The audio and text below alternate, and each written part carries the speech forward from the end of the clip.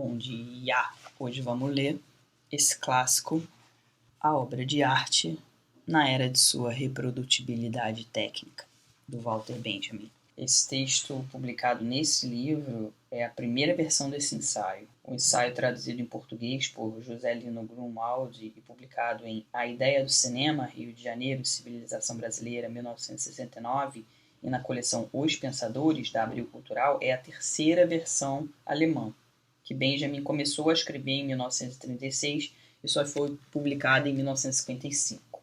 A obra de arte na era de sua reprodutibilidade técnica. Introdução. Quando Marx empreendeu a análise do modo de produção capitalista, esse modo de produção ainda estava em seus primórdios. Marx orientou suas investigações de forma a dar-lhes valor de prognósticos. Remontou as relações fundamentais da produção capitalista e, ao descrevê-las, previu o futuro do capitalismo. Concluiu que se podia esperar desse sistema não somente uma exploração crescente e mais aguda do proletariado, mas também, em última análise, a criação de condições para sua própria supressão. Tendo em vista que a superestrutura se modifica mais lentamente que a base econômica, as mudanças ocorridas nas condições de produção precisaram mais de meio século para refletir-se em todos os setores da cultura. Só hoje podemos constatar sob que forma isso se deu. Tais constatações devem, por sua vez, comportar alguns prognósticos. Mas esses prognósticos não se referem a teses sobre a arte do proletariado depois da tomada do poder, e muito menos na fase da sociedade sem classes, e sim a teses sobre as tendências evolutivas da arte nas atuais condições produtivas. A dialética dessas tendências não é menos visível na superestrutura que na economia. Seria, portanto, um erro subestimar o valor dessas teses para o combate. Elas põem de lado numerosos conceitos tradicionais, como criatividade e gênio, valores eternos e estilo, forma e conteúdo, cuja aplicação incontrolada e no momento dificilmente controlável conduz à elaboração dos dados num sentido fascista. Os conceitos seguintes, novos na teoria da arte, distinguem-se dos outros pela circunstância de não serem, de modo algum, apropriáveis para os fins do fascismo. Em compensação, podem ser utilizados para a formulação de exigências revolucionárias na política artística. Reprodutibilidade técnica. Em sua essência, a obra de arte sempre foi reprodutível. O que os homens faziam sempre podia ser imitado por outros homens. A imitação era praticada por discípulos em seus exercícios, pelos mestres para a difusão de suas obras e, finalmente, por terceiros interessados no lucro. Em contraste, a reprodução técnica da obra de arte representa um processo novo, que se vem desenvolvendo na história intermitentemente, através de saltos separados por longos intervalos, mas com intensidade crescente. Com a xilogravura, as artes gráficas tornaram-se pela primeira vez tecnicamente reprodutíveis, muito antes que a imprensa prestasse o mesmo serviço para a palavra escrita. São conhecidas as gigantescas transformações provocadas na literatura pela impressão, a reprodução técnica da escrita. Mas ela representa apenas um caso especial, embora de importância decisiva, de um processo histórico mais amplo. A xilogravura, na Idade Média, seguem-se a estampa em chapa de cobre e a água forte, assim como a litografia no início do século XIX. Com a litografia, a técnica de reprodução atinge uma etapa essencialmente nova. Esse procedimento muito mais preciso, que distingue a transcrição do desenho numa pedra de seu entalhe sobre um bloco de madeira ou uma inscrição numa prancha de cobre, permitiu às artes gráficas pela primeira vez colocar no mercado suas produções não somente em massa, como já conhecia antes, mas também sob a forma de criações diariamente sempre novas. Dessa forma, as artes gráficas adquiriram os meios de ilustrar a vida cotidiana. Elas começaram a situar-se no mesmo nível que a imprensa. Mas a litografia, no seu início, já poucas décadas após a sua invenção, foi ultrapassada pela fotografia. Pela primeira vez no processo de reprodução da imagem, a mão foi liberada das responsabilidades artísticas mais importantes, que agora cabiam unicamente ao olho. Como o olho apreende mais depressa do que a mão desenha, o processo de reprodução das imagens experimentou tal aceleração que começou a situar-se no mesmo nível que a fala. Se o jornal ilustrado estava contido virtualmente na litografia, o cinema falado estava contido virtualmente na fotografia. Itálico. A reprodução técnica do som iniciou-se no fim do século passado. Com ela, a reprodução técnica atingiu tal padrão de qualidade que ela não somente podia transformar em seus objetos a totalidade das obras de arte tradicionais, submetendo-as a transformações profundas, como conquistar para si um lugar próprio entre os procedimentos artísticos. Para estudar esse padrão, nada é mais instrutivo que examinar como suas duas funções, a reprodução da obra de arte e a arte cinematográfica, repercutem uma sobre a outra. A autenticidade. Mesmo na reprodução mais perfeita, um elemento está presente: o aqui e agora da obra de arte, sua existência única, no lugar em que ela se encontra. É nessa existência única e somente nela que se desdobra a história à qual ela estava submetida no curso de sua existência. Essa história compreende não apenas as transformações que ela sofreu com a passagem do tempo em sua estrutura física, como as cambiantes relações de propriedade em que ela ingressou. Os vestígios das primeiras só podem ser investigados por análises químicas ou físicas, irrealizáveis na reprodução. Os vestígios das segundas são objeto de uma tradição, cuja reconstituição precisa partir do lugar em que se achava o original. O aqui e agora do original constitui o conteúdo da sua autenticidade, e nela, por sua vez, se enraiza a concepção de uma tradição que identifica esse objeto, até os nossos dias, como sendo aquele objeto, sempre igual e idêntico a si mesmo. A esfera da autenticidade, como um todo, escapa à reprodutibilidade técnica e, naturalmente, não apenas à técnica. Mas, enquanto o autêntico preserva toda a sua autoridade com relação à reprodução manual, em geral classificada como uma falsificação, o mesmo não ocorre no que diz respeito à reprodução técnica, e isso por duas razões. Em primeiro lugar, relativamente ao original, a reprodução técnica tem mais autonomia que a reprodução manual. Ela pode, por exemplo, pela fotografia, acentuar certos aspectos do original, acessíveis à objetiva, ajustável e capaz de selecionar arbitrariamente o seu ângulo de observação, mas não acessíveis ao olhar humano. Ela pode também, graças a procedimentos como a ampliação ou a câmera lenta, fixar imagens que fogem inteiramente à ótica natural. Em segundo lugar, a reprodução técnica pode colocar a cópia do original em situações inatingíveis para o próprio original. Ela pode principalmente aproximar do receptor a obra, seja sob a forma da fotografia, seja do disco. A catedral abandona seu lugar para instalar-se no estúdio de um amador. O coro executado numa sala ou ao ar livre pode ser ouvido num quarto. Mesmo que essas novas circunstâncias deixem intacta a continuidade da obra de arte, elas desvalorizam, de qualquer modo, o seu aqui e agora. Embora esse fenômeno não seja exclusivo da obra de arte, podendo ocorrer, por exemplo, numa paisagem, que aparece num filme aos olhos do espectador, ele afeta a obra de arte em um núcleo especialmente sensível que não existe de tal modo num objeto da natureza, sua autenticidade. A autenticidade de uma coisa é a quintessência de tudo o que foi transmitido pela tradição, a partir de sua origem, desde a duração material até o seu testemunho histórico. Como este depende da materialidade da obra, quando ela se esquiva do homem através da reprodução, também o testemunho se perde. Sem dúvida, só esse testemunho desaparece, mas o que desaparece com ele é a autoridade da coisa, seu peso tradicional. O conceito de aura permite resumir essas características. O que se atrofia na era da reprodutibilidade técnica da obra de arte é a sua aura. Esse processo é sintomático e sua significação vai muito além da esfera da arte. Generalizando, podemos dizer que a técnica de reprodução retira do domínio da tradição o objeto reproduzido. Na medida em que ela multiplica a reprodução, substitui a existência única da obra por uma existência massiva.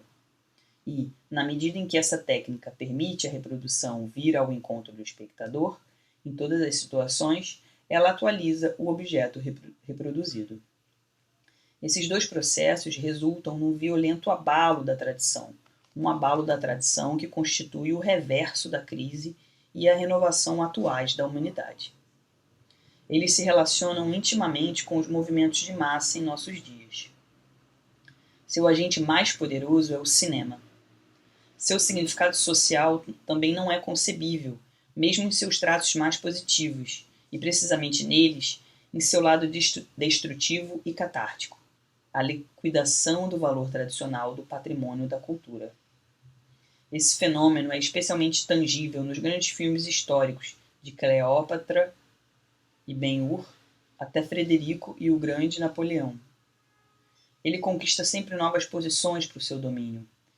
E quando Abel Gance, em 1927, proclamou com entusiasmo Shakespeare, Rembrandt, Beethoven farão cinema. Todas as lendas, todas as mitologias e todos os mitos, todos os fundadores de novas religiões, sim, todas as religiões, aguardam sua ressurreição luminosa e os heróis se acotovelam às nossas portas. Fecha aspas. Ele nos convida, sem o saber talvez, para essa grande liquidação. Destruição da aura. No interior de grandes períodos históricos, a forma de percepção das coletividades humanas se transforma ao mesmo tempo que seu modo de existência. O modo pelo qual se organiza a percepção humana, o meio em que ela se dá, não é apenas condicionado naturalmente, mas também historicamente. A época das invasões dos bárbaros, durante a qual surgiram a indústria artística do Baixo Império Romano, e o Gênese de Viena, não tinha apenas uma arte diferente da que caracterizava o período clássico, mas também uma outra forma de percepção. Os grandes estudiosos da escola vienense, Hegel e Wyckoff, que se revoltaram contra o peso da tradição classicista, sob o qual aquela arte tinha sido soterrada, foram os primeiros a tentar extrair dessa arte algumas conclusões sobre a organização da percepção das épocas em que ela estava em vigor. Por mais penetrantes que fossem, essas conclusões estavam limitadas pelo fato de que esses pesquisadores se contentaram em descrever as características formais que eram próprias da percepção do Baixo Império. Talvez não tivessem a esperança de consegui-lo, mostrar as convulsões sociais que se exprimiram nessas metamorfoses da percepção. Em nossos dias, as perspectivas de empreender com êxito semelhante pesquisa são mais favoráveis, e se podemos compreender as transformações contemporâneas da faculdade perceptiva sob o signo do declínio da aura, as causas sociais dessas transformações também podem ser apontadas. Em suma, o que é a aura? É uma teia singular, composta de elementos espaciais e temporais. A aparição única de uma coisa distante, por mais perto que ela esteja. Observar em repouso, numa tarde de verão, uma cadeia de montanhas no horizonte, ou um galho que projeta sua sombra sobre nós, significa respirar a aura dessas montanhas, desse galho. Com base nessa definição, é fácil identificar os fatores sociais específicos que condicionam o declínio atual da aura. Ele deriva de duas circunstâncias estreitamente ligadas à crescente difusão e intensidade dos movimentos de massas. Fazer as coisas ficarem mais próximas é uma preocupação tão apaixonada das massas modernas como sua tendência a superar o caráter único de todos os fatos através de sua reprodutibilidade. Vou ler de novo essa parte. Fazer as coisas ficarem mais próximas é uma preocupação tão apaixonada das massas modernas como sua tendência a superar o caráter único de todos os fatos através de sua reprodutibilidade. Cada dia fica mais irresistível a necessidade de possuir o objeto, de tão perto quanto possível na imagem ou antes na sua cópia, na sua reprodução. E é inequívoco como se diferencia a reprodução, como ela nos é oferecida pelas revistas ilustradas e pelas atualidades cinematográficas e a imagem. Nesta, a unidade e a durabilidade se associam tão intimamente como na reprodução a transitoriedade e a repetibilidade. Retirar o objeto do seu invólucro, destruir sua aura, é a característica de um tipo de percepção cuja capacidade de captar o semelhante no mundo é tão aguda que, graças à reprodução, ela consegue captá-la até no fenômeno único. Assim se manifesta na esfera sensorial a tendência que na esfera teórica deixa-se perceber na importância crescente da estatística. Retirar o objeto do seu invólucro, destruir sua aura, é a característica de um tipo de percepção cuja capacidade de captar o semelhante no mundo, Johannes Janssen, é tão aguda que, graças à reprodução, ela consegue captá-la até no fenômeno único. Assim se manifesta na esfera sensorial a tendência que na esfera teórica deixa-se perceber na importância crescente da estatística. Orientar a realidade em função das massas e as massas em função da realidade é um processo de imenso alcance tanto para o pensamento quanto para a intuição. Ritual e política. A unicidade da obra de arte é idêntica à sua inserção no contexto da tradição. Sem dúvida, essa tradição é algo muito vivo, de extraordinariamente variável. Uma antiga estátua de Vênus, por exemplo, estava inscrita numa certa tradição entre os gregos, que faziam dela um objeto de culto, e em outra tradição na Idade Média, quando os doutores da igreja viam nela um ídolo malfazejo. O que era comum às duas tradições, contudo, era a unicidade da obra, ou, em outras palavras, sua aura. A forma mais originária de inserção da obra de arte no contexto da tradição se exprimia no culto. As mais antigas obras de arte, como sabemos, surgiram a serviço de um ritual, inicialmente mágico e depois religioso. O que é de importância decisiva é que esse modo de ser aurático da obra de arte nunca se destaca completamente de sua função ritual. Em outras palavras, o valor único da obra de arte autêntica tem sempre um fundamento teológico, por mais mediatizado que seja. Ele pode ser reconhecido como ritual secularizado, mesmo nas formas mais profanas do culto do belo. Essas formas profanas do culto do belo, surgidas na Renascença e vigentes durante 3 séculos, deixaram manifesto esse fundamento quando sofreram seu primeiro abalo grave. Com efeito, quando o advento do primeiro meio de reprodução verdadeiramente revolucionário, a fotografia, contemporânea no início do socialismo, levou a arte a pressentir a proximidade de uma crise que só fez aprofundar-se nos 100 anos seguintes. Ela reagiu ao que se anunciava com a doutrina da arte pela arte, que é uma teologia da arte.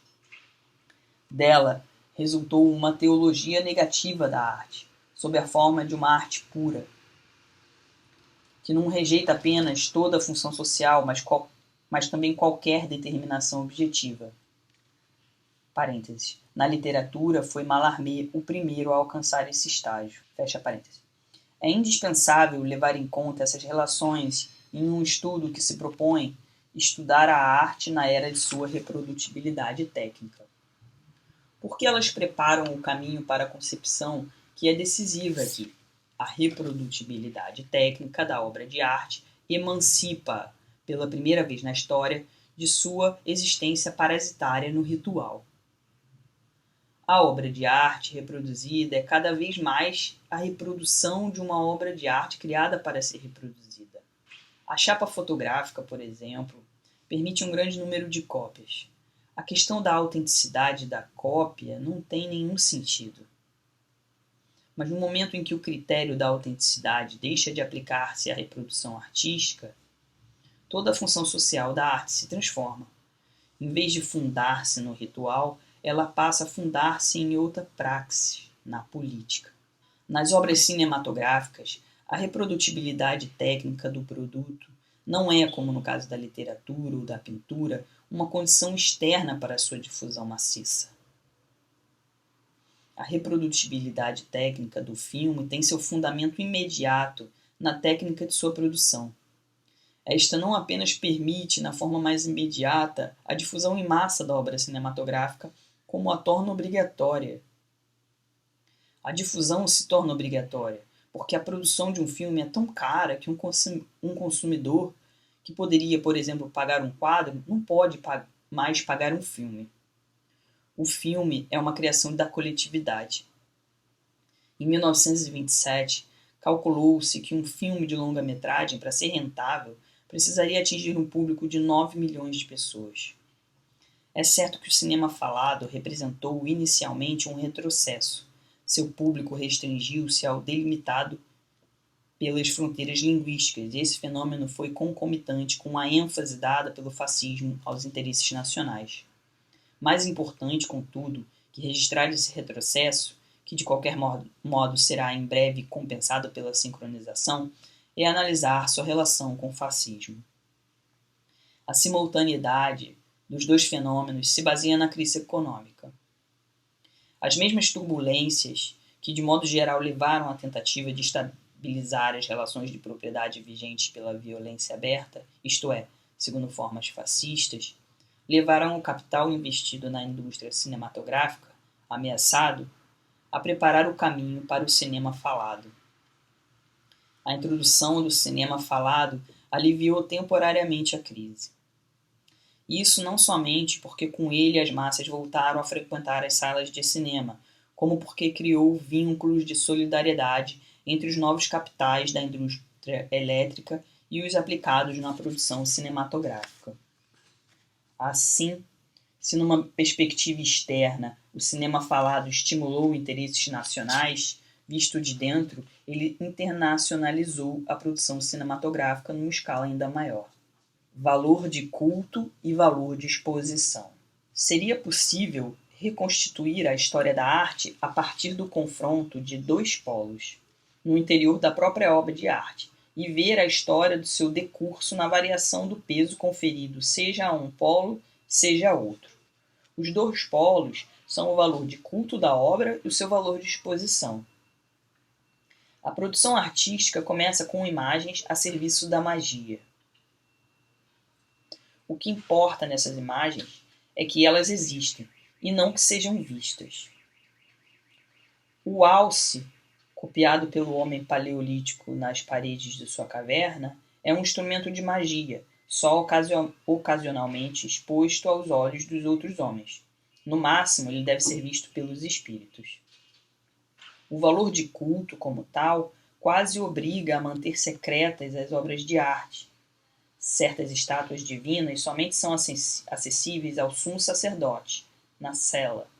Certas madonas permanecem cobertas quase o ano inteiro. Certas esculturas em catedrais da Idade Média são invisíveis do solo para o observador. À medida que as obras de arte se emancipam do seu uso cultual, aumentam as ocasiões para que elas sejam expostas. A disponibilidade de um busto, que pode ser deslocado de um lugar para outro, é maior que a de uma estátua divina, que tem sua sede fixa no interior de um templo.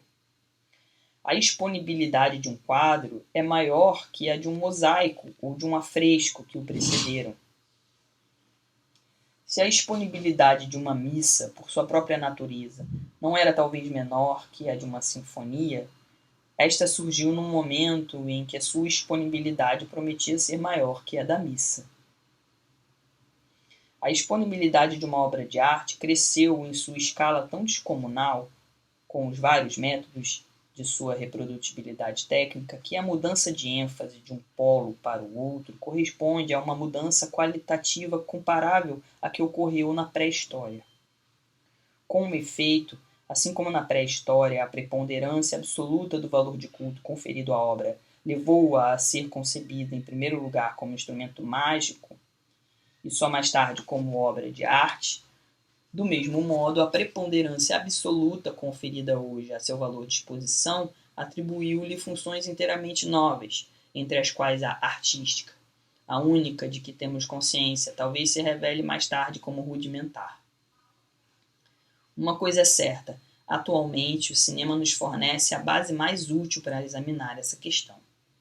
É certo também que o alcance histórico dessa refuncionalização da arte, especialmente visível no cinema, permite um confronto com a pré-história da arte, não só do ponto de vista metodológico como material. Essa arte registrava certas imagens a serviço da magia com funções práticas, seja provavelmente como execução de atividades mágicas, seja a título de ensinamento dessas práticas mágicas, seja como objeto de contemplação, a qual se atribuíam efeitos mágicos. Os temas dessa arte eram o homem e seu meio, copiados segundo as exigências de uma sociedade cuja técnica se fundia inteiramente com ritual. Essa sociedade é a antítese da nossa, cuja técnica é a mais emancipada. Mas essa técnica emancipada se confronta com a sociedade moderna sob a forma de uma segunda natureza, não menos elementar que a da sociedade primitiva, como provam as guerras e as crises econômicas. Diante dessa segunda natureza, que o homem inventou, mas há muito não controla, somos obrigados a aprender como outrora diante da primeira. Mais uma vez, a arte põe-se a serviço desse aprendizado. Isso se aplica em primeira instância ao cinema. O filme serve para exercitar o homem nas novas percepções e reações exigidas por um aparelho técnico cujo papel cresce cada vez mais em sua vida cotidiana. Fazer do gigantesco aparelho técnico do nosso tempo o objeto das inervações humanas. É essa a tarefa histórica cuja realização dá ao cinema o seu verdadeiro sentido. Fotografia. Com a fotografia, o valor de culto começa a recuar em todas as frentes diante do valor da exposição. Mas o valor de culto não se entrega sem oferecer resistência. Antes, ele habita uma última trincheira, o rosto humano. Não é por acaso que o retrato era o principal tema das primeiras fotografias. O refúgio derradeiro do valor de culto foi o culto da rememoração, consagrada aos amores ausentes ou defuntos. Nas antigas fotos, a aura acena pela última vez na expressão fugaz de um rosto humano. É o que lhes dá sua beleza melancólica e incomparável. Porém, quando o ser humano se retira da fotografia, o valor de exposição supera pela primeira vez o valor de culto. O mérito inexcedível de Adjet é ter radicalizado esse processo ao fotografar as ruas de Paris, desertas de homens, por volta de 1900. Com justiça, escreveu-se dele que fotografou as ruas como quem fotografa o local de um crime. Também esse local é deserto. É fotografado por causa dos indícios que ele contém. Com Adjet, as fotos se transformam em autos no processo da história. Nisso está a sua significação política latente. Essas fotos orientam a recepção num sentido pré-determinado. A contemplação livre não lhes é adequada. Elas inquietam o observador, que pressente que deve buscar um caminho definido para se aproximar delas. Ao mesmo tempo, as publicações ilustradas começam a mostrar-lhes indicadores de caminho, verdadeiros ou falsos, pouco importa. Nelas, as legendas explicativas se tornam pela primeira vez obrigatórias. É evidente que esses textos têm um caráter completamente distinto dos títulos de um quadro.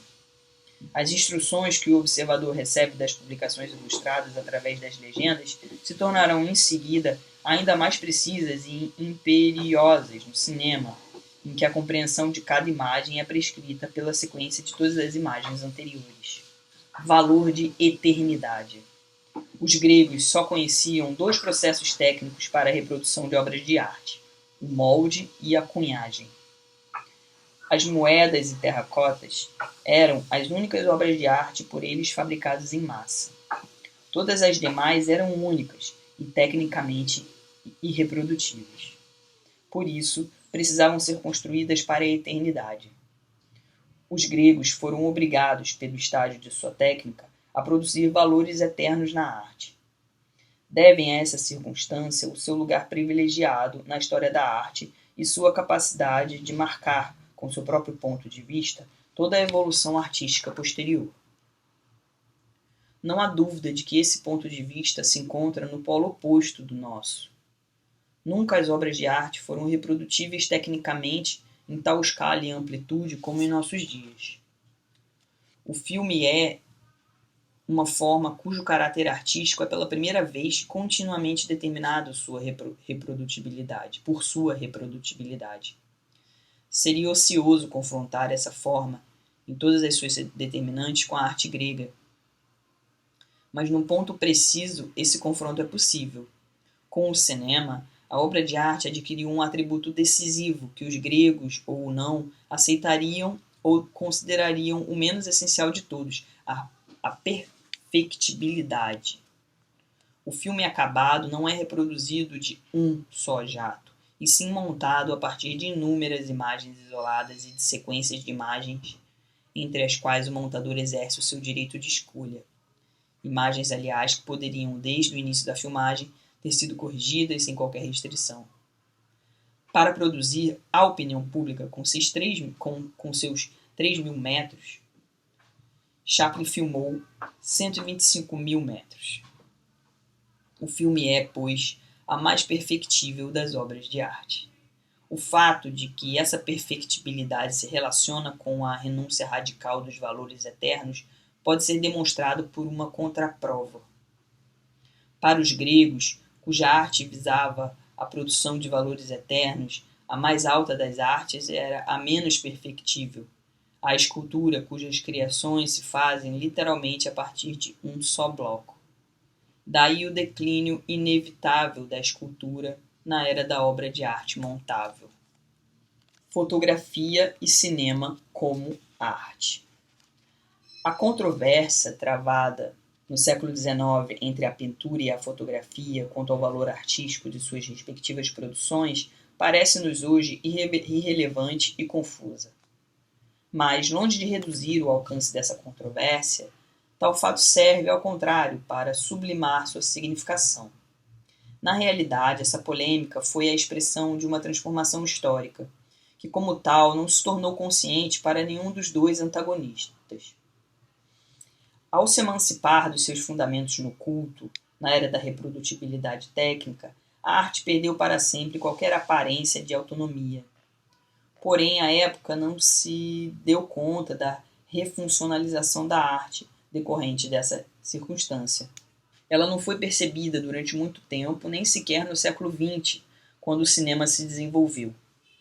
Muito se escreveu no passado, de modo tão sutil como mistério, sobre a questão de saber se a fotografia era ou não uma arte, sem que se colocasse sequer a questão prévia de saber se a invenção da fotografia não havia alterado a própria natureza da arte.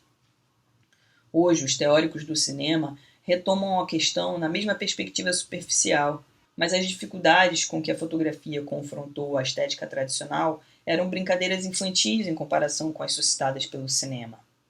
Daí a violência cega que caracteriza os primórdios da teoria cinematográfica. Assim, Abel Gance compara o filme com os hieróglifos. Tem uma parte em francês aqui, eu não vou saber ler. Nous voilà par un prodigue du arrière, revenu le plan d'expression des Égyptiens. Le langage des images n'est pas encore au point parce que ne sont pas encore faits por ellos. É revelador como o esforço de conferir ao cinema a dignidade da arte obriga esses teóricos, com uma inexcedível falta de consideração, a introduzir na obra elementos vinculados ao culto. E, no entanto, na época em que foram publicadas essas especulações, já existiam obras como A Opinião Pública ou Em Busca do Ouro, o que não impediu Abel Gance de falar de uma escrita sagrada e Séverin Mars de falar do cinema como quem fala das figuras de Fra Angélico. É típico que ainda hoje autores especialmente reacionários busquem na mesma direção o significado do filme e o vejam, se não na esfera do sagrado, pelo menos no da sobrenatural. Comentando a transposição cinematográfica por Reinhardt, do Sonho de uma Noite de Verão, Werfel observa que é a tendência estéril de copiar o mundo exterior com suas ruas, interiores, estações, restaurantes, automóveis e praças que tem impedido o cinema de incorporar-se ao domínio da arte. Abre aspas. O cinema ainda não compreendeu seu verdadeiro sentido, suas verdadeiras possibilidades. Seu sentido está na faculdade característica de exprimir, por meios naturais e com uma incomparável força de persuasão, a dimensão do fantástico, do miraculoso e do sobrenatural. Fecha aspas. Cinema e teste. Fotografar um quadro é um modo de reprodução. Fotografar num estúdio cinematográfico um acontecimento encenado é outro. No primeiro caso, o objeto reproduzido é uma obra de arte e a reprodução não o é, pois o desempenho do fotógrafo manejando sua objetiva tem tão pouco a ver com a arte como o de um maestro regendo uma orquestra sinfônica. Na melhor das hipóteses, é um desempenho artístico. O mesmo não ocorre no caso de um estúdio cinematográfico. O objeto reproduzido não é mais uma obra de arte, e a reprodução não o é tão pouco, como no caso anterior da fotografia. Na melhor das hipóteses, a obra de arte surge através da montagem, na qual cada fragmento é a reprodução de um acontecimento que nem constitui em si uma obra de arte, nem engendra uma obra de arte ao ser fotografado. Quais são os acontecimentos não artísticos reproduzidos no filme? A resposta está na forma sui generis do desempenho artístico do ator cinematográfico. Ao contrário do ator de teatro, o intérprete de um filme não representa diante de um público qualquer a cena a ser reproduzida, e sim diante de um grêmio de especialistas, produtor, diretor, operador, engenheiro de som ou da iluminação, etc., que a todo momento tem o direito de intervir. Do ponto de vista social, é uma característica muito importante. A intervenção de um grêmio de técnicos é com efeito típica do desempenho esportivo e, em geral, da execução de um teste. É uma intervenção desse tipo que determina, em grande parte, o processo de produção cinematográfica. Como se sabe, muitos trechos são filmados com variantes. Um grito de socorro, por exemplo, pode ser registrado em várias versões.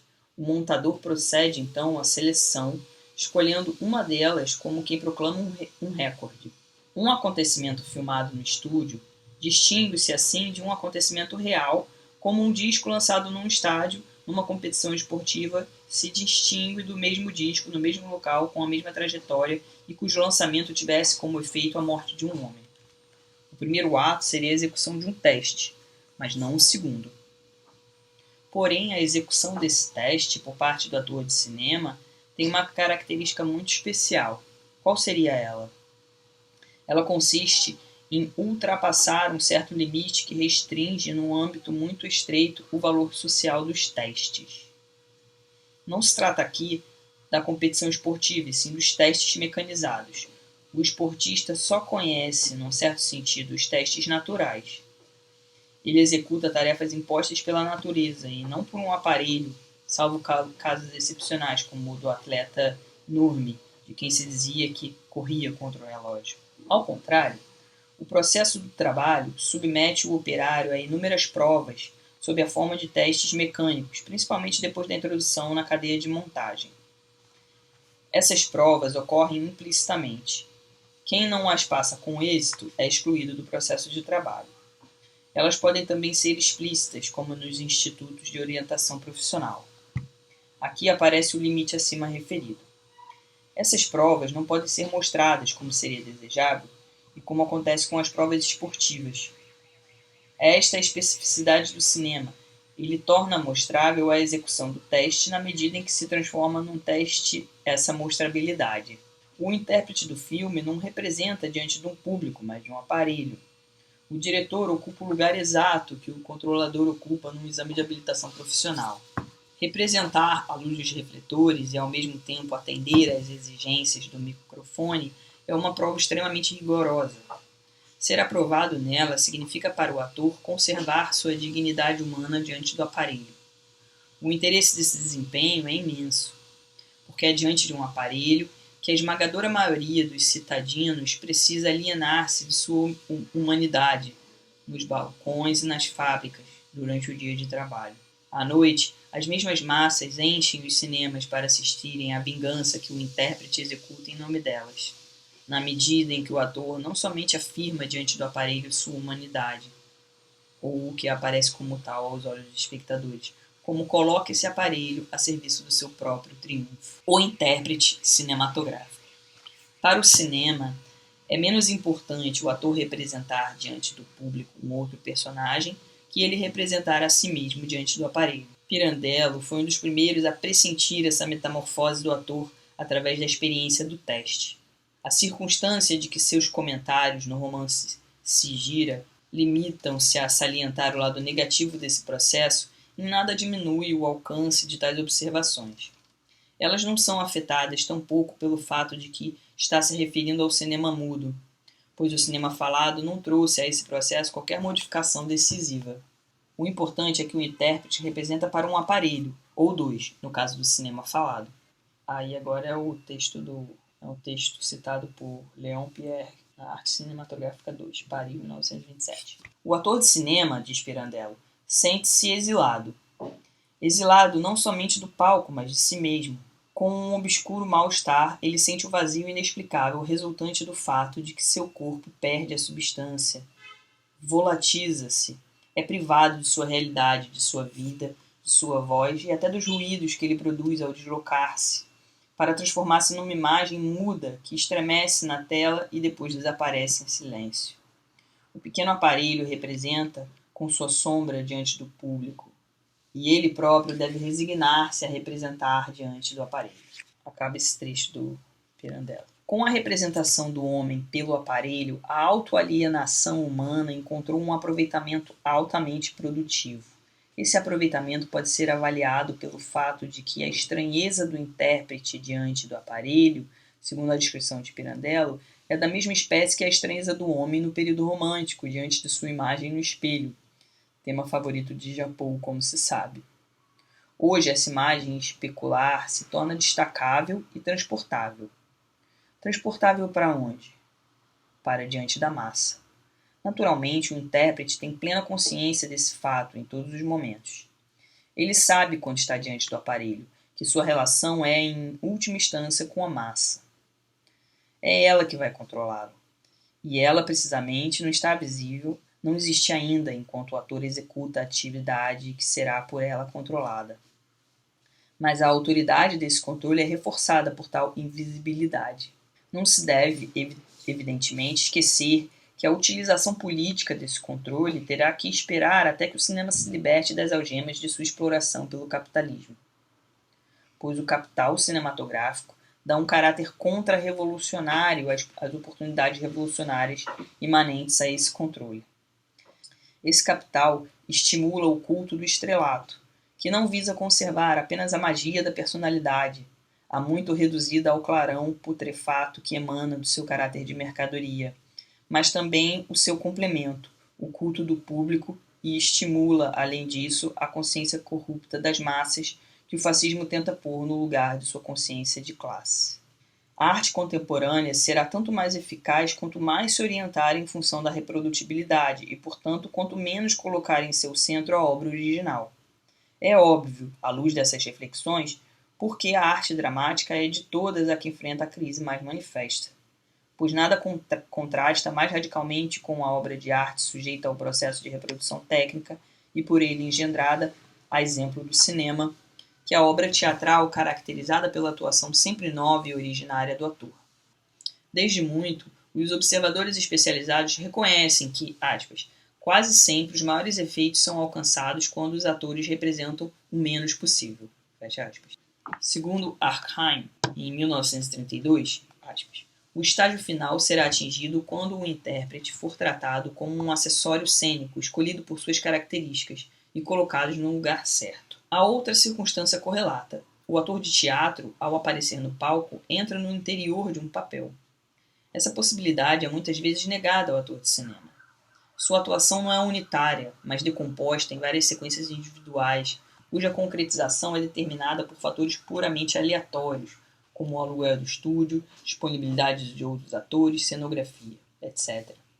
Assim, Pode-se filmar no estúdio um ator saltando de um andaime, como se fosse uma janela, mas a fuga subsequente será toda rodada semanas depois numa tomada externa. Exemplos ainda mais paradoxais de montagem são possíveis. O roteiro pode exigir, por exemplo, que um personagem se assuste ouvindo uma batida na porta.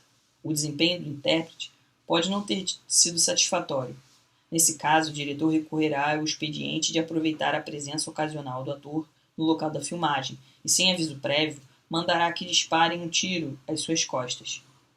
O susto do intérprete pode ser registrado nesse momento e montado na versão final. Nada demonstra mais claramente que a arte abandonou a esfera da bela aparência, longe da qual, como se acreditou há muito tempo, nenhuma arte teria condições de florescer. O procedimento do diretor, que para filmar o susto do personagem provoca experimentalmente um susto real no intérprete, é totalmente adequado ao universo cinematográfico. Durante a filmagem, nenhum intérprete pode reinventar o direito de perceber o contexto total no qual se insere sua própria ação. A exigência de um desempenho independente de qualquer contexto vivido através de situações externas ao espetáculo é comum a todos os testes, tanto nos esportivos como nos cinematográficos. Esse fato foi ocasionalmente posto em evidência por Asta Nielsen, de modo impressionante. Certa vez houve uma pausa no estúdio. Rodava-se um filme baseado em O Idiota, de Dostoiévski. Asta Nielsen, que representava o papel de Aglaya, conversava com um amigo. A cena seguinte, uma das mais importantes, seria o episódio em que Aglaya observa de longe o príncipe Mishkin, passando com Natácia Filipovna e começa a chorar. Asta Nielsen, que durante a conversa recusara todos os elogios do seu interlocutor, viu de repente a atriz que fazia o papel de Natácia tomando seu café da manhã enquanto caminhava de um lado para o outro. Aspas. Veja, é assim que eu compreendo a arte de representar no cinema, disse Asta Nielsen a seu visitante, encarando-o com olhos que se tinham enchido de lágrimas ao ver a outra atriz exatamente como teria que fazer na cena seguinte, e sem que um músculo de sua face se tivesse alterado. As exigências técnicas impostas ao ator de cinema são diferentes das que se colocam para o ator de teatro. Os astros cinematográficos só muito raramente são bons atores no sentido do teatro. Ao contrário, em sua maioria, foram atores de segunda ou terceira ordem aos quais o cinema abriu uma grande carreira. Do mesmo modo, os atores de cinema que tentaram passar da tela para o palco não foram, em geral, os melhores, e na maioria das vezes a tentativa malogrou. Esse fenômeno está ligado à natureza específica do cinema, pela qual é menos importante que o intérprete represente um personagem diante do público que ele represente a si mesmo diante do aparelho. O ator cinematográfico típico só representa a si mesmo. Ele é a antítese do pantomima. Essa circunstância limita seu campo de ação no palco, mas o amplia extraordinariamente no cinema, pois o astro de cinema impressiona seu público sobretudo porque parece abrir a todos, a partir do seu exemplo, a possibilidade de fazer cinema. A ideia de se fazer reproduzir pela câmera exerce uma enorme atração sobre o homem moderno. Sem dúvida, os adolescentes de outrora também sonhavam em entrar no teatro. Porém, o sonho de fazer cinema tem sobre o anterior duas vantagens decisivas. Em primeiro lugar, é realizável, porque o cinema absorve muito mais atores que o teatro, já que no filme cada intérprete representa somente a si mesmo. Em segundo lugar, é mais audacioso, porque a ideia de uma difusão em massa de sua própria figura, de sua própria voz, faz empalidecer a glória do grande artista teatral. Exposição perante a massa.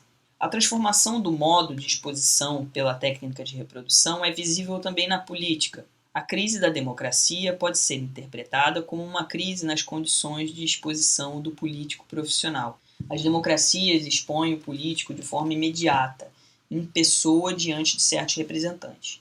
O parlamento é seu público, mas com as inovações dos aparelhos de gravação, que permitem ao orador, durante a sua fala, ser ouvido por um número ilimitado de pessoas e pouco depois ser visto por um número ilimitado de pessoas, a exposição do político diante dos aparelhos passa ao primeiro plano. Com isso, os parlamentos se atrofiam juntamente com o teatro.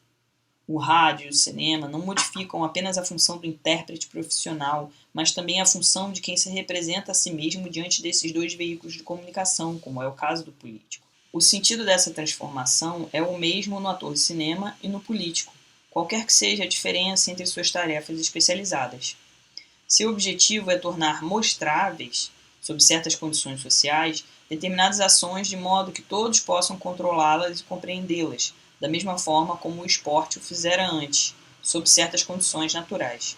Esse fenômeno determina um novo processo de seleção, uma seleção diante do aparelho, do qual emergem como vencedores o campeão, o astro e o ditador.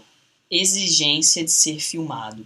A técnica do cinema assemelha-se à do esporte no sentido de que, nos dois casos, os espectadores são semi-especialistas. Basta, para nos convencermos disso, escutarmos um grupo de jovens jornaleiros, apoiados em suas bicicletas, discutindo os resultados de uma competição de ciclismo. No que diz respeito ao cinema, os filmes de atualidades provam com clareza que todos têm a oportunidade de aparecer na tela. Mas isso não é tudo. Cada pessoa, hoje em dia, pode reivindicar o direito de ser filmada. Esse fenômeno pode ser ilustrado pela situação histórica dos escritores em nossos dias. Durante séculos, houve uma separação rígida entre um pequeno número de escritores e um grande número de leitores. No fim do século passado, a situação começou a modificar-se.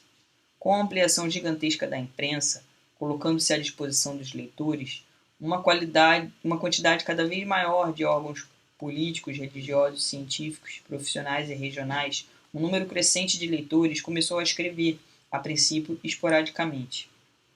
No início, essa possibilidade limitou-se à publicação de sua correspondência na seção Cartas dos leitores.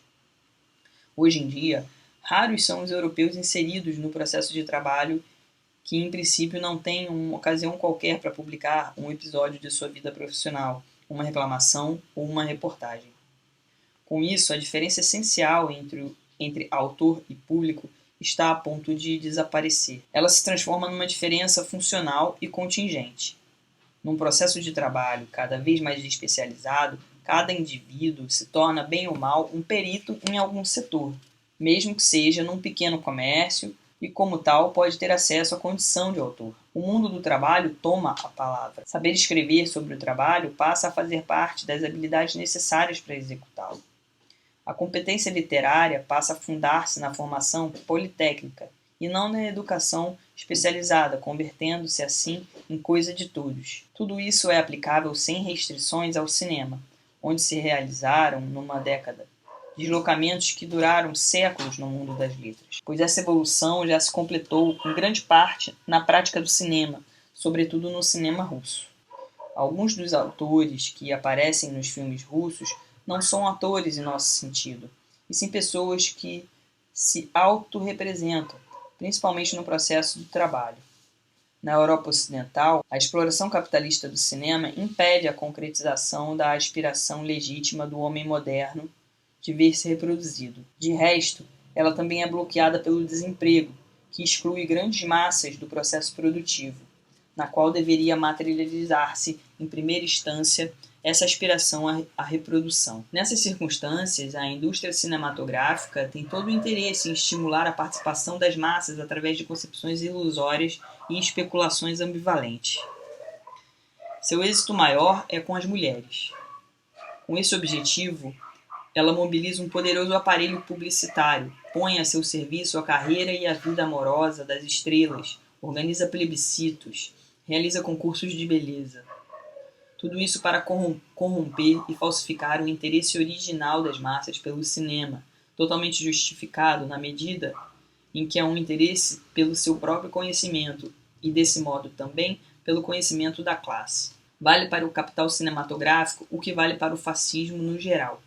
Ele explora secretamente o interesse de uma minoria de proprietários, a inquebrantável aspiração por novas condições sociais. Já por essa razão, a expropriação do capital cinematográfico é uma exigência prioritária do proletariado. Toda forma de arte amadurecida está no ponto de interseção de três linhas evolutivas.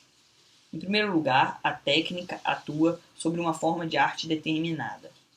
Antes do advento do cinema, havia álbuns fotográficos, cujas imagens, rapidamente viradas pelo polegar, mostravam ao espectador lutas de boxe ou partidas de tênis, e havia nas passagens aparelhos automáticos, mostrando uma sequência de imagens que se moviam quando se acionava uma manivela.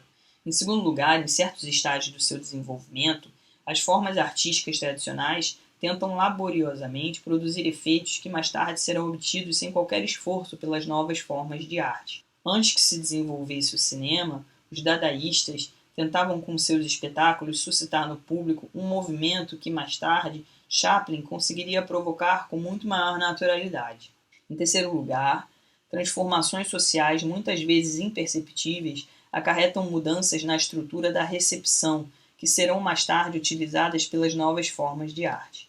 Antes que o cinema começasse a formar seu público, já o panorama do imperador mostrava imagens, já a essa altura móveis, diante de um público reunido. Também havia um público nos salões de pintura, porém a estruturação interna do seu espaço, ao contrário, por exemplo, do espaço teatral, não permitia organizar esse público. No panorama do imperador, em compensação, havia assentos cuja distribuição diante dos vários estereoscópios pressupunha um grande número de espectadores. Uma sala vazia pode ser agradável numa galeria de quadros, mas é indesejável no panorama do imperador e inconcebível no cinema. E, no entanto, cada espectador, nesse panorama, dispunha de sua própria sequência de imagens, como nos salões de pintura. Nisso, precisamente, fica visível a dialética desse processo. Imediatamente antes que a contemplação das imagens experimentasse, com o advento do cinema, uma guinada decisiva, tornando-se coletiva, o princípio da contemplação individual se afirma mais uma vez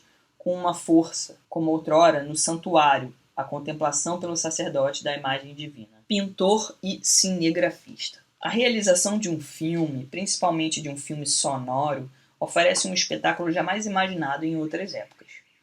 Não existe, durante a filmagem, um único ponto de observação que nos permita excluir do nosso campo visual as câmeras, os aparelhos de iluminação, os assistentes e outros objetos alheios à cena. Essa exclusão somente seria possível se a pupila do observador coincidisse com a objetiva do aparelho, que muitas vezes quase chega a tocar o corpo do intérprete. Mais que qualquer outra, essa circunstância torna superficial e irrelevante toda comparação entre uma cena no estúdio e uma cena no palco, pois o teatro conhece esse ponto de observação que permite preservar o caráter ilusionístico da cena. Esse ponto não existe no estúdio. A natureza ilusionista do cinema é de segunda ordem e está no resultado da montagem. Em outras palavras, no estúdio, o aparelho penetrou tão profundamente o real que o que aparece como realidade pura, sem o corpo estranho da máquina, é de fato o resultado de um procedimento puramente técnico. Isto é, a imagem é filmada por uma câmera disposta num ângulo especial e montada com outras da mesma espécie. A realidade aparentemente depurada de qualquer intervenção técnica acaba se revelando artificial, e a visão da realidade imediata não é mais que a visão de uma flor azul no jardim da técnica. Esses dados, obtidos a partir do confronto com o teatro, se tornarão mais claros ainda a partir de um confronto com a pintura. A pergunta aqui é a seguinte: qual a relação entre o operador da câmera e o pintor?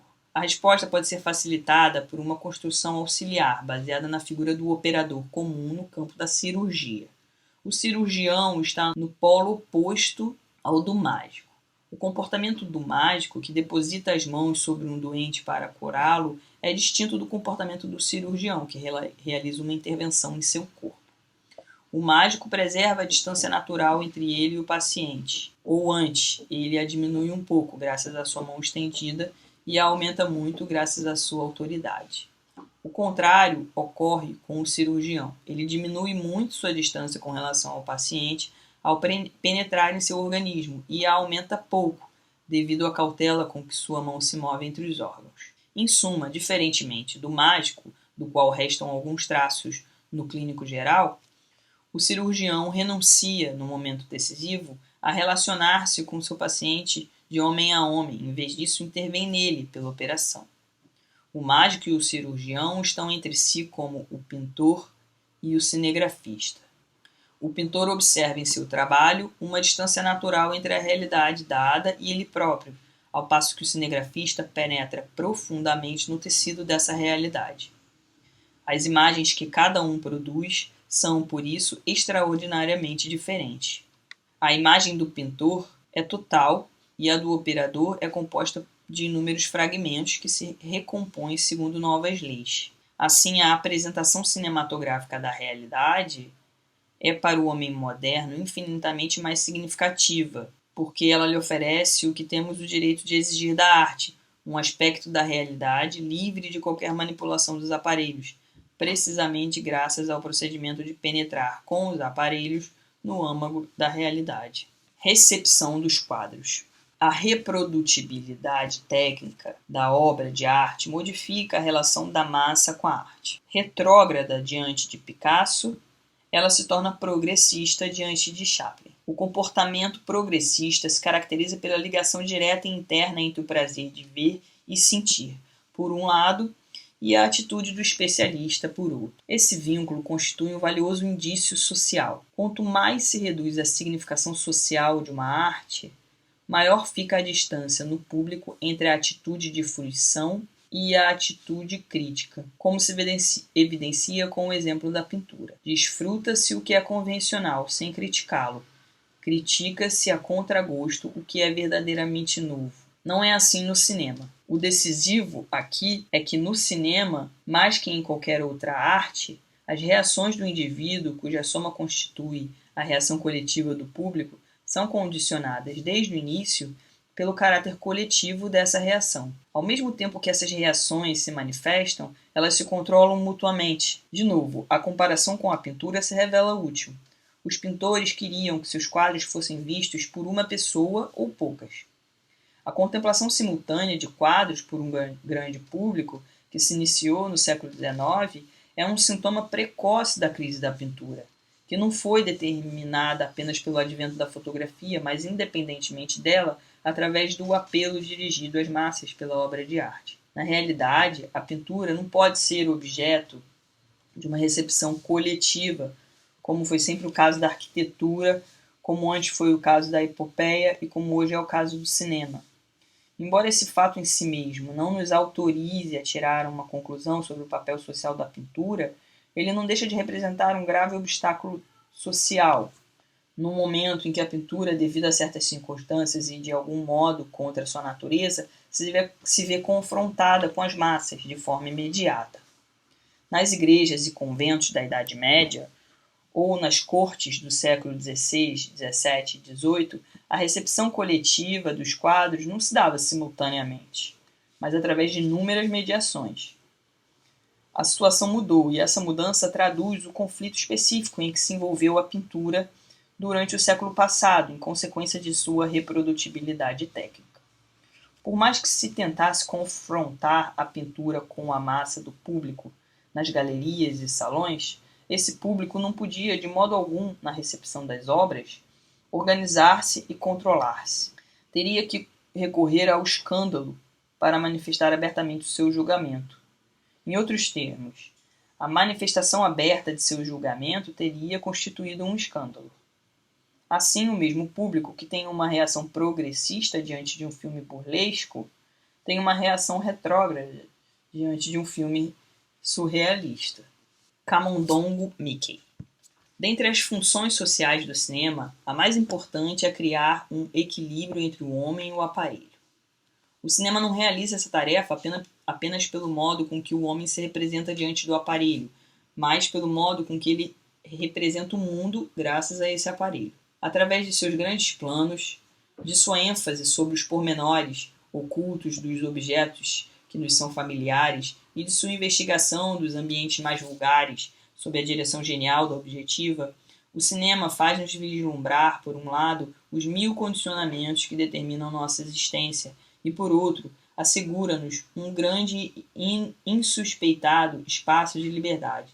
Nossos cafés e nossas ruas, nossos escritórios e nossos quartos alugados, nossas estações e nossas fábricas pareciam aprisionar-nos inapelavelmente. Veio então o cinema, que fez explodir esse universo carcerário com a dinamite dos seus décimos de segundo, permitindo-nos empreender viagens aventurosas entre as ruínas arremessadas à distância. O espaço se amplia com um primeiro plano, o movimento se torna mais vagaroso com a câmera lenta. É evidente, pois, que a natureza que se dirige à câmara não é a mesma a que se dirige ao olhar. A diferença está principalmente no fato de que o espaço em que o homem age conscientemente é substituído por outro em que sua ação é inconsciente. Se podemos perceber o caminhar de uma pessoa, por exemplo, Ainda que em grandes traços, nada sabemos, em compensação, sobre sua atitude precisa na fração de segundo em que ela dá um passo. O gesto de pegar um isqueiro ou uma colher nos é aproximadamente familiar, mas nada sabemos sobre o que se passa verdadeiramente entre a mão e o metal, e muito menos sobre as alterações provocadas nesses gestos pelos nossos vários estados de espírito. Aqui intervém a câmera com seus inúmeros recursos auxiliares, suas imersões e emersões, suas interrupções e seus isolamentos, suas extensões e suas acelerações, suas ampliações e suas miniaturizações. Ela nos abre, pela primeira vez, a experiência do inconsciente óptico, do mesmo modo que a psicanálise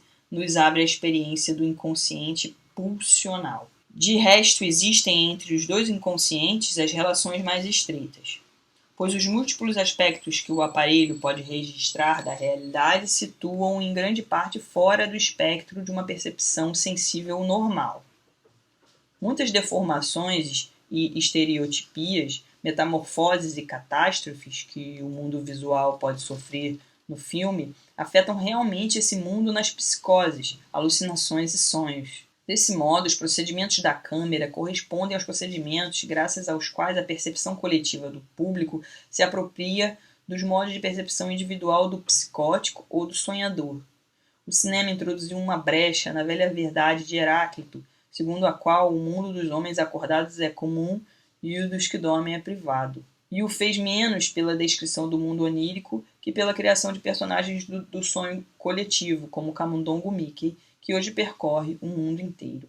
Se levarmos em conta as perigosas tensões que a tecnização, com todas as suas consequências, engendrou nas massas, tensões que em estágios críticos assumem um caráter psicótico, perceberemos que essa mesma tecnização abriu a possibilidade de uma imunização contra tais psicoses de massa através de certos filmes capazes de impedir, pelo desenvolvimento artificial de fantasias sadomasoquistas, seu amadurecimento natural e perigoso.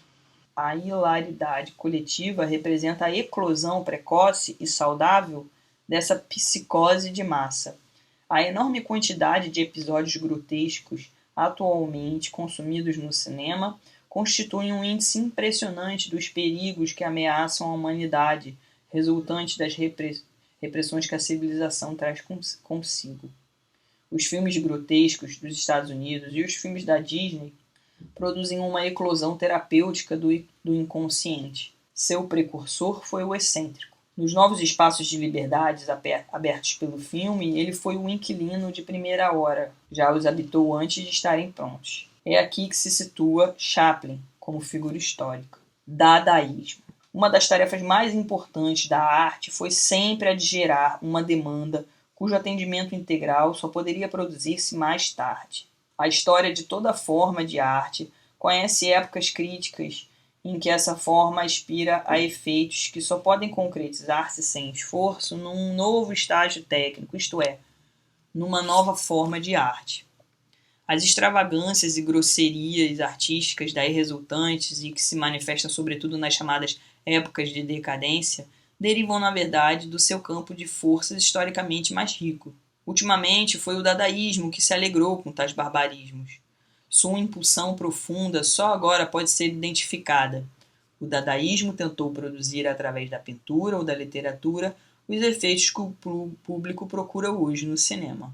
Toda tentativa de gerar uma demanda fundamentalmente nova, visando a abertura de novos caminhos, acaba ultrapassando seus próprios objetivos. Foi o que ocorreu com o dadaísmo na medida em que sacrificou os valores de mercado intrínsecos ao cinema em benefício de intenções mais significativas, das quais naturalmente ele não tinha consciência na forma aqui descrita. Os dadaístas estavam menos interessados em assegurar a utilização mercantil de suas obras de arte que em torná-las impróprias para qualquer imersão contemplativa.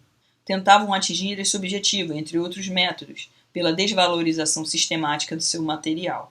Seus poemas são saladas de palavras, contêm interpelações obscenas e todos os detritos verbais concebíveis. O mesmo se dava com seus quadros, nos quais colocavam botões e bilhetes de trânsito. Com esses meios, aniquilavam impiedosamente a aura de suas criações, que eles estigmatizavam como reprodução com os instrumentos da produção.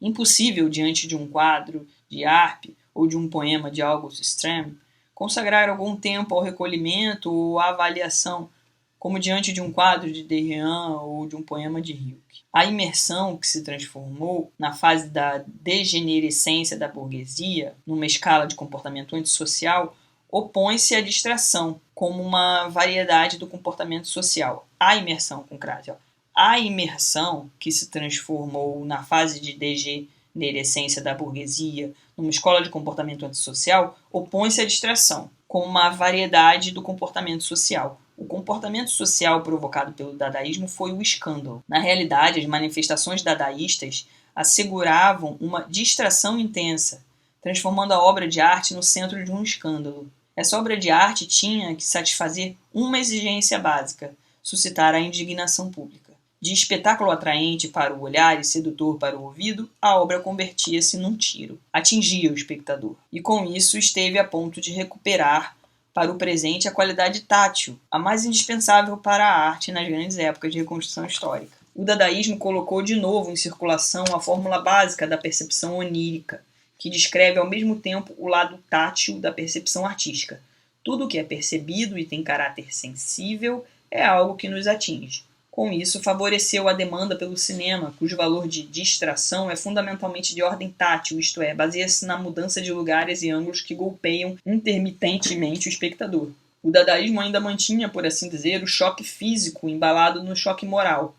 O cinema o libertou desse invólucro. Em suas obras mais progressistas, especialmente nos filmes de Chaplin, ele unificou os dois efeitos de choque num nível. Compara-se a tela em que se projeta o filme com a tela em que se encontra o quadro. Na primeira, a imagem se move, mas na segunda não. Esta convida o espectador à contemplação. Diante dela, ele pode abandonar-se às suas associações. Diante do filme, isso não é mais possível. Mal o espectador percebe a imagem, ela não é mais a mesma. Ela não pode ser fixada, nem como um quadro, nem como algo de real. A associação de ideias do espectador é interrompida imediatamente, com a mudança da imagem. Nisso se baseia o efeito de choque provocado pelo cinema, que, como qualquer outro choque, precisa ser interceptado por uma atenção aguda. O cinema é a forma de arte correspondente aos perigos existenciais mais intensos com os quais se confronta o homem contemporâneo. Ele corresponde a modificações profundas no aparelho perceptivo, como as que experimenta o passante, numa escala individual, quando enfrenta o tráfico, e como as experimenta, numa escala histórica, todo aquele que combate a ordem social vigente. Recepção tátil e recepção ótica. A massa é a matriz da qual emana, no momento atual, toda a atitude nova com relação à obra de arte. A quantidade converteu-se em qualidade. O número substancialmente maior de participantes produziu um novo modo de participação. O fato de que esse modo tenha se apresentado inicialmente sob uma forma desacreditada não deve induzir em erro o espectador. Afirma-se que as massas procuram na obra de arte dispersão, enquanto o conhecedor a aborda com recolhimento. Para as massas, a obra de arte seria objeto de diversão e, para o conhecedor, objeto de devoção. Vejamos mais perto essa crítica. A dispersão e o recolhimento representam um contraste que pode ser assim formulado. Quem se recolhe diante de uma obra de arte mergulha dentro dela e nela se dissolve, como ocorreu com um pintor chinês, segundo a lenda, ao contemplar seu quadro acabado. A massa dispersa, pelo contrário, faz a obra de arte mergulhar em si, envolve-a com o ritmo de suas vagas, absorve-a em seu fluxo. O exemplo mais evidente é a arquitetura. Desde o início, a arquitetura foi o protótipo de uma obra de arte cuja recepção se dá coletivamente, segundo o critério da dispersão. As leis de sua recepção são extremamente instrutivas. Os edifícios acompanham a humanidade desde a sua pré-história. Muitas formas de arte nasceram e passaram. A tragédia se origina com os gregos, extingue-se com eles e renasce séculos depois. A epopeia, cuja origem se situa na juventude dos povos, desaparece na Europa com o fim do Renascimento. O quadro é uma criação da Idade Média e nada garante sua duração eterna. Mas a necessidade humana de morar é permanente. A arquitetura jamais deixou de existir. Sua história é mais longa que a de qualquer outra arte, e é importante ter presente a sua influência em qualquer tentativa de compreender a relação entre as massas e a obra de arte segundo a sua função histórica. Os edifícios comportam uma dupla forma de recepção, pelo uso e pela percepção. Em outras palavras, por meios táteis e óticos. Não podemos compreender a especificidade dessa recepção se a imaginarmos segundo o modelo do recolhimento, atitude habitual, por exemplo, do viajante diante de edifícios célebres. Pois não existe nada na recepção tátil que corresponda ao que a contemplação representa na recepção ótica. A recepção tátil se efetua menos pela atenção que pelo hábito. No que diz respeito à arquitetura, o hábito determina em grande medida a própria recepção ótica. Também ela, de início, se realiza mais sob a forma de uma observação casual que de uma atenção concentrada. Essa recepção, concebida segundo o modelo da arquitetura, tem em certas circunstâncias um valor canônico, pois as tarefas impostas ao aparelho perceptivo do homem em momentos históricos decisivos são insolúveis na perspectiva puramente ótica, pela contemplação. Elas se tornam realizáveis gradualmente pela recepção tátil através do hábito. Mas o disperso também pode habituar-se. Mas realizar certas tarefas, quando estamos dispersos, prova que realizá-las se tornou para nós um hábito. Através da dispersão, como ela nos é oferecida pela arte, podemos avaliar indiretamente até que ponto nossa percepção está apta a responder a novas tarefas. E, como os indivíduos se sentem tentados a esquivar-se a tais tarefas, a arte conseguirá resolver as mais difíceis e importantes, sempre que possa mobilizar as massas. É o que ela faz hoje em dia no cinema. A recepção através da dispersão, que se observa crescentemente em todos os domínios da arte e constitui o sintoma de transformações profundas nas estruturas perceptivas, tem no cinema o seu cenário privilegiado.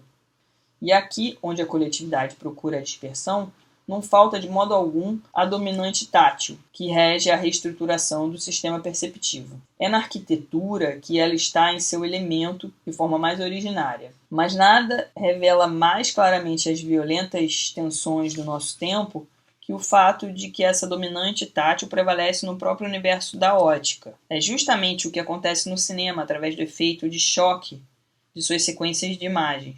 O cinema se revela, sim, também nesse ponto de vista, o objeto atualmente mais importante daquela ciência da percepção que os gregos chamavam de estética. Estética da guerra. A crescente proletarização dos homens contemporâneos e a crescente massificação são dois lados do mesmo processo. O fascismo tenta organizar as massas proletárias recém-surgidas sem alterar as relações de produção e propriedade que tais massas tendem a abolir. Ele vê sua salvação no fato de permitir às massas a expressão de sua natureza, mas certamente não a de seus direitos. Deve-se observar aqui, especialmente se pensarmos nas atualidades cinematográficas, cuja significação propagandística não pode ser subestimada, que a reprodução em massa corresponde de perto à reprodução das massas. Nos grandes desfiles, nos comícios gigantescos, nos espetáculos esportivos e guerreiros, todos captados pelos aparelhos de filmagem e gravação, a massa vê o seu próprio rosto. Esse processo, cujo alcance é inútil enfatizar, está estreitamente ligado ao desenvolvimento das técnicas de reprodução e registro. De modo geral, o aparelho apreende os movimentos de massas mais claramente que o olho humano. Multidões de milhares de pessoas podem ser captadas mais exatamente numa perspectiva a voo de um pássaro. E assim que essa perspectiva seja tão acessível ao olhar quanto objetiva, a imagem que se oferece ao olhar não pode ser ampliada como a que se oferece ao aparelho. Isso significa que os movimentos de massa, em primeira instância, a guerra, constituem uma forma de comportamento humano especialmente adaptada ao aparelho. As massas têm o direito de exigir a mudança das relações de propriedade. O fascismo permite que elas se exprimam, conservando ao mesmo tempo essas relações. Ele desemboca, consequentemente, na estetização da vida política. A política se deixou impregnar com D'Annunzio pela decadência, com Marinetti pelo futurismo e com Hitler pela tradição de Schwabing, bairro boêmio de Viena. Viena. Todos os esforços para estetizar a política convergem para um ponto. Esse ponto é a guerra. A guerra, e somente a guerra, permite dar um objetivo aos grandes movimentos de massa, preservando as relações de propriedade existentes. Eis como o fenômeno pode ser formulado do ponto de vista político. Do ponto de vista técnico, sua formulação é a seguinte: somente a guerra permite mobilizar em sua totalidade os meios técnicos do presente, preservando as atuais relações de propriedade. É óbvio que a apoteose fascista da guerra não recorre a esse argumento, mas seria instrutivo lançar os olhos sobre a maneira com que ela é formulada. Em seu manifesto sobre a guerra colonial da Etiópia, diz Marinetti: há 27 anos, nós futuristas contestamos a afirmação de que a guerra é anti-estética. Por isso dizemos, a guerra é bela, porque graças às máscaras de gás e aos megafones assustadores, aos lança-chamas e aos tanques, funda a supremacia do homem sobre a máquina subjugada. A guerra é bela porque inaugura a sonhada metalização do corpo humano. A guerra é bela porque enriquece um prado florido com as orquídeas de fogo das metralhadoras. A guerra é bela porque conjuga uma sinfonia de tiros de fuzil, os canhoneiros, as pausas entre duas batalhas, os perfumes e os odores de decomposição. A guerra é bela porque cria novas arquiteturas como a dos grandes tanques, dos esquadrões aéreos em formação geométrica, das espirais de fumaça pairando sobre as aldeias incendiadas e muitas outras. Poetas e artistas do futurismo, lembrai-vos desses princípios de uma estética da guerra, para que eles iluminem vossa luta por uma nova poesia e uma nova escultura. Esse manifesto tem o mérito da clareza. Voltou Benjamin. Sua maneira de colocar o problema merece ser transposta do literato para o dialético. Segundo ele, a estética da guerra moderna se apresenta do seguinte modo: como a utilização natural das forças produtivas é bloqueada pelas relações de propriedade, a intensificação dos recursos técnicos, dos ritmos e das fontes de energia exige uma utilização antinatural. Essa utilização é encontrada na guerra, que prova com suas devastações que a sociedade não está suficientemente madura para fazer da técnica o seu órgão, e que a técnica não estava suficientemente avançada para controlar as forças elementares da sociedade. Em seus traços mais cruéis, a guerra imperialista é determinada pela discrepância entre os poderosos meios de produção e sua utilização insuficiente no processo produtivo, ou seja, pelo desemprego e pela falta de mercados. Essa guerra é uma revolta da técnica, que cobre em material humano o que lhe foi negado pela sociedade. Em vez de usinas energéticas, ela mobiliza energias humanas, sob a forma dos exércitos. Em vez do tráfego aéreo, ela regulamenta o tráfego de fuzis. E na Guerra dos Gases encontrou uma nova forma de liquidar a aura. Fiat ars per ad mundus, diz o fascismo, que espera que a guerra proporcione a satisfação artística de uma percepção sensível modificada pela técnica, como faz Marinetti. É a forma mais perfeita do art pour art. Na época de Homero, a humanidade oferecia assim espetáculo aos deuses olímpicos. Agora ela se transforma em espetáculo para si mesma. Sua autoalienação atingiu o ponto que lhe permite viver sua própria destruição como um prazer estético de primeira ordem. Eis a estetização da política com a prática do fascismo.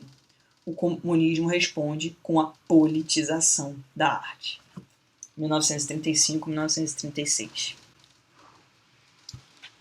É isso. Espero que ajude vocês e todo mundo.